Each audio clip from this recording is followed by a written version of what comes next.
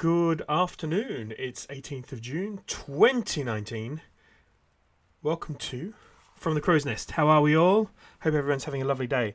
It's rainy here, but it's lovely. It's just what's the word? Calming.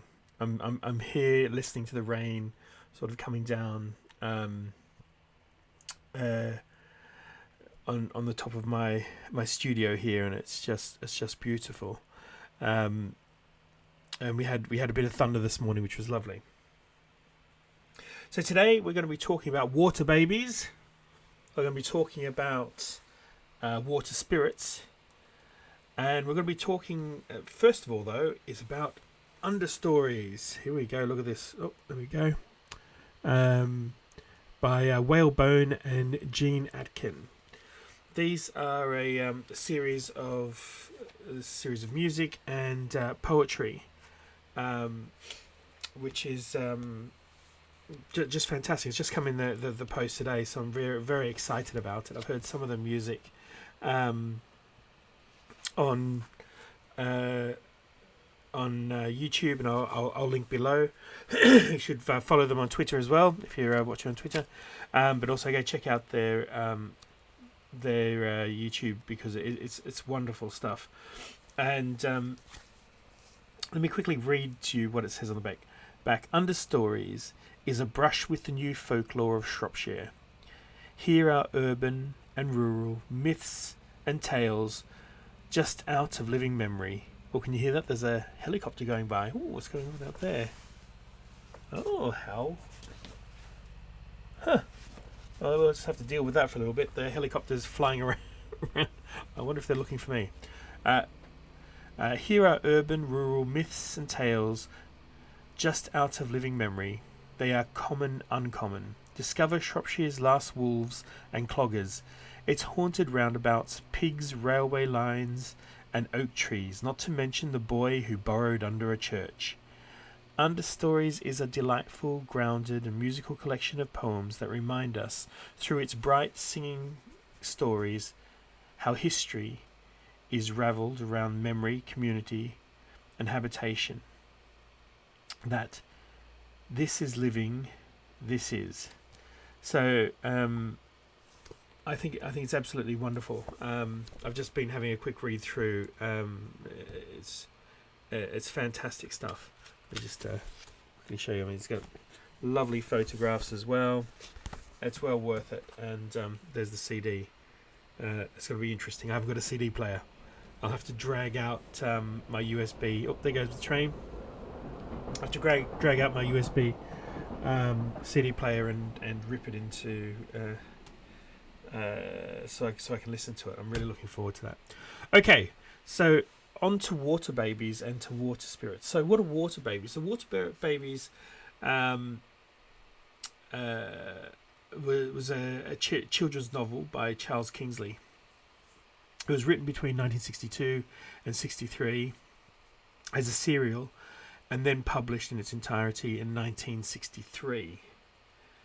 It was written as a satire in part, and it was basically a support for Charles Darwin's Origin of Species. It was extremely popular, but has since sort of gone out of favour due to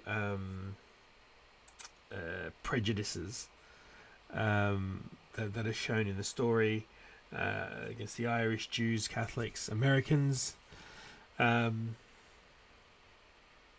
However, in saying that,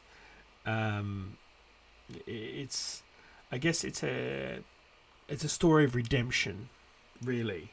And the reason that I'm talking about this is because it was inspired and written here on the Isle of Wight, really. And it's an interesting. For me, it's quite interesting because of where it sort of was written and how it came about.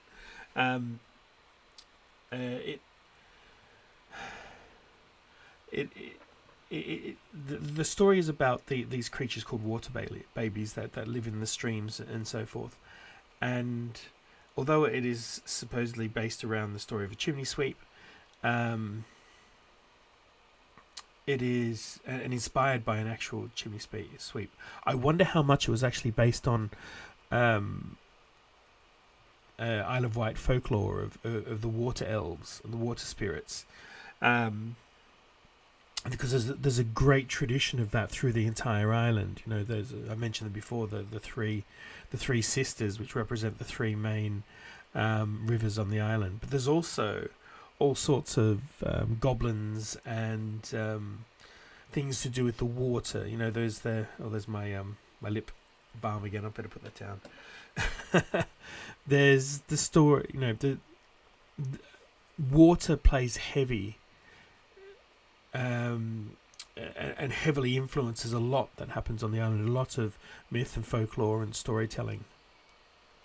As you might imagine, you know, we're surrounded by water. But not only the sea, but fresh water as well. You know, there's the story of there are so many sacred wells and sacred springs on the island. But as I said, sort of goblins and elvish. You mention elves these days, and people suddenly think of, you know, Father Christmas's helpers and little guys with little pointy ears. And I think for a lot of people, elves are just seen as, you know, funny little creatures. But you know, you have to remember that before we called them fairies, they were called elves, and they still are. The two main, I guess, preternatural creatures from the island. Apart from ghosts, which, you know, we all know. The island is, you can't go around a corner without finding something haunted or someone or a ghost. The island is also known for goblins and elves, and you know, and I spoke about this last week when I talked about the different areas which are named after Puck, the goblin. You know, goblin names, and I wonder how much of an influence that had on the writing of this book of the water babies. You know, the take Shanklin. You know, Shanklin Chine supposedly has a water fairy or water elf who has been reported of being seen and bathing in underneath the waterfall.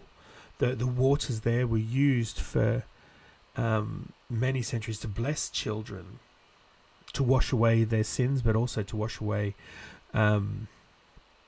illness. And it was seen as a sacred place and a place close to the elves. And then we have places like Brook, and we also, you know, which is, you know, named after what it is, what runs through it. You know, the stream that runs through is sacred, filled with water sprites and magic. And you know, we have Bryston, which has the dragon tree and the mythical magical stones as well that were placed there by the goblins or the elves. And then we have the many stories of the half-bloods, many children born half of the magic folk, half human. You know, even my own family story of the half-blood and the elvish blood that runs through. I mean, I'm convinced that my daughter, with her beautiful almond-shaped eyes and her pixie little face, you know, has the blood. So fairy stories and fairy tales run deep, and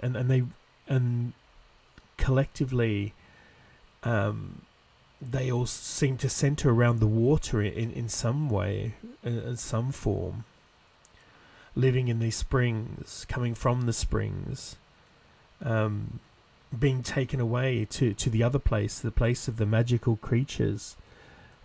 Part of that is when the swaling comes in, that mysterious fog comes in from the water and almost submerges the land.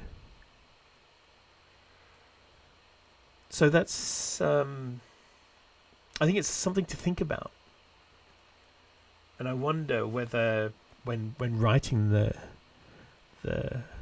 water babies, there was some influence there, and maybe that was just left to the wayside, maybe because it was not seen as something that you could